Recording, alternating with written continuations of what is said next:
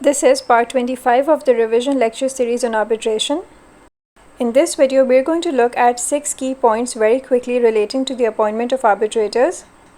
Basically, there are some rules that you need to know pertaining to the appointment of arbitrators, and if you remember in one of the videos where I talked about the definition of an arbitration agreement, I had stated that it is not necessary to mention the name of the arbitrator or any arbitrator at all in the arbitration agreement itself.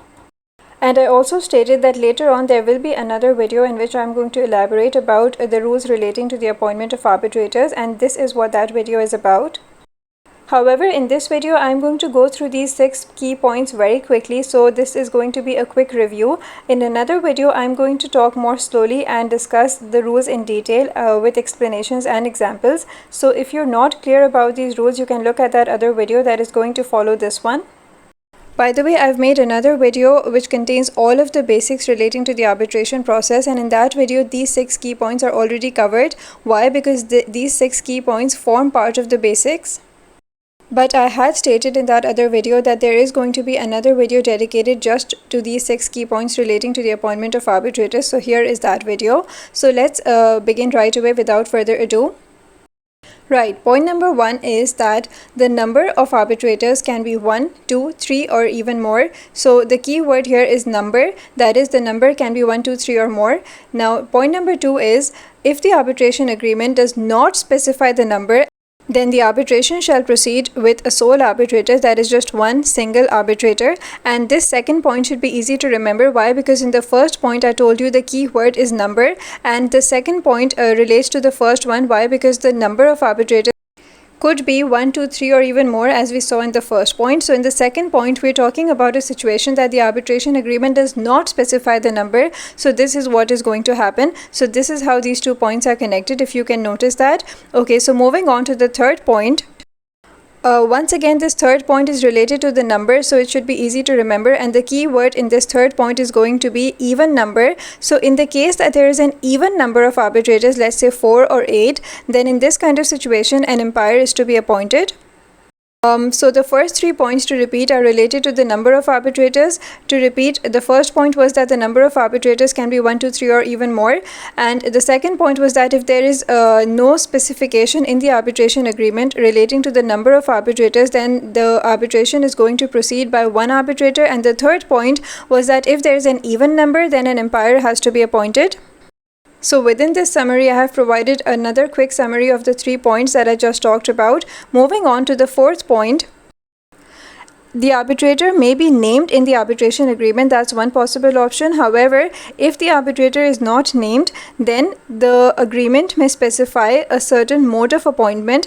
That is, the agreement may contain a certain method of appointing the arbitrator in the future. So in short, the arbitrator may be left to be appointed later on by a designated authority, and the agreement may contain certain clauses which specify how the arbitrator is going to be appointed later on.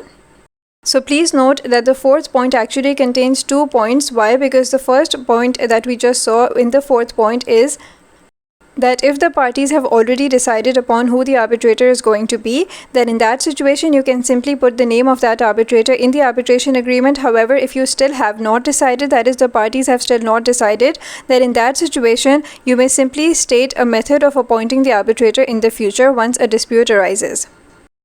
Okay, now let's move on quickly to the fifth point. How about the situation where the arbitration agreement does not contain any clause relating to even the mode of appointment of the arbitrators, like we saw in point number 4 earlier, that if you have not mentioned the arbitrator, then you can at least state the mode of appointment, that is the method of appointing the arbitrator in the future. So fifth point obviously follows on from the fourth point. So if it's helping you, you can create this chain of thought. That is, the fifth point talks about the situation that the arbitration agreement either names the arbitrator, or if it does not include the name of a particular arbitrator, then it provides for the situation that you can state the method of appointing an arbitrator through that method in the future. However, how about, and that is what brings us to the fifth point, how about the situation where the arbitration agreement does not state anything even about the mode of appointment? So the fifth point talks about the situation where neither have you mentioned the name of the arbitrator, nor have you mentioned the mode, or that is the method of appointment of arbitrators. arbitrators. So in this situation, what happens is that if the arbitration agreement is silent about the method of appointment of arbitrators, and then a dispute arises between the parties and then they cannot even agree about the choice of the arbitrator, then in this situation the court is going to appoint the arbitrator. And if you can relate to what I've talked about in an earlier video, this is the kind of situation in which we have arbitration with the intervention of the court. So I think that's pretty obvious to see.